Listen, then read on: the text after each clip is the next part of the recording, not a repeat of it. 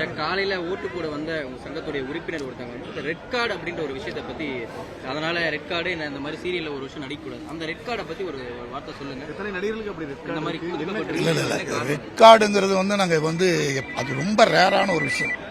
எப்பயாவது ஒரு தடவை அது மாதிரி நடக்கும். இது 2009 நான் வந்து பொதுச்செயலாளர் காலத்தில் ஒரு இன்சிடென்ட் அப்படி நடந்தது. ஒரு நடிகருக்கும் நடந்தது, ஒரு இயக்குனருக்கும் நடந்தது. அதாவது இது எப்படின்னா, சின்னத்திரை கலைஞர்கள் கூட்டமைப்புன்னு ஒன்று இருக்கு. 5 சங்கங்கள் இதில் இருக்கு உள்ள. எழுத்தாளர் சங்கம், இயக்குனர் சங்கம், நடிகர் சங்கம், எடிட்டர் சங்கம், ஒளிப்பதிவாளர் சங்கம். ஸோ 5 சங்கம் சேர்ந்து தான் சின்னத்திரை கலைஞர்கள் கூட்டமைப்பு. ரெட் கார்டு போடுறதுக்கு இந்த நடிகர் சங்கம் போடாது, இந்த கலைஞர்கள் கூட்டமைப்பு. அந்த கூட்டமைப்புகளை இங்கே இருக்கிற தலைவர் அங்கே செயலாளர் இருப்பார், இயக்குனர் சங்கத்தில் உள்ள ஒரு தலைவராக இருப்பார், அதில் ஒவ்வொரு சங்கத்தில் ஒரு பொறுப்பில் இருப்பாங்க. இவங்கெல்லாம் சேர்ந்து போடுறது தான் ரெட் கார்டு.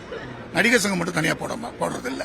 மற்ற துறை ஆட்களுக்கும் அந்த நடிகர்கள் எல்லாருக்குமே அந்த சின்னத்திரை கலைஞர்கள் கூட்டமைப்புக்கு அந்த உரிமை இருக்கு, அந்த பவர் அவங்களுக்கு இருக்கு. விசாரணை நடத்தி அவங்களுக்கு மீண்டும் அதுல இருந்து விடுவிக்கிறதுக்கான வேலைகள் நடக்கும். அது ஒண்ணு இல்ல சார். இப்ப என்ன பிரச்சனை நடந்ததுன்னா, ஒரு தயாரிப்பாளர் சங்கத்துக்கு இந்த கடிதம் போச்சு.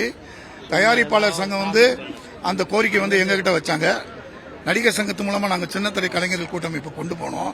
அங்க கொண்டு போகும்போது அவங்களுக்கு கொடுக்கப்பட்ட அந்த 2 ஆண்டுகள் கொடுத்திருந்தாங்க தயாரிப்பாளர் சங்கத்தில்.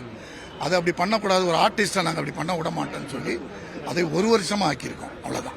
என்ன காரணங்களுக்கு அது காரணம் என்னன்னா, தயாரிப்பாளர் என்ன கம்ப்ளைண்ட் கொடுக்குறாருன்னா, அந்த ஆர்டிஸ்ட் வந்து ப்ரொமோல நடிச்சிட்டாங்க.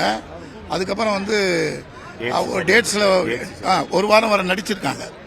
1 வாரம் நடிச்சிட்டு திடீர்னு எனக்கு அந்த கேரக்டர் சரியில்லை, அதனால என்னால் அதில் நடிக்க முடியலன்னு சொல்லி அதுலேருந்து விலகுறாங்க. ஷூட்டிங்க்கு வரல.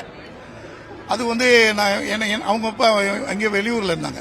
நடிகர் சங்கத்தில் அவங்களை கூப்பிட்டு விசாரிக்கிறதுக்கு நான் கூப்பிட்டேன். ஆனால் அந்த குறிப்பிட்ட நேரத்துக்குள்ள அவங்க வரல.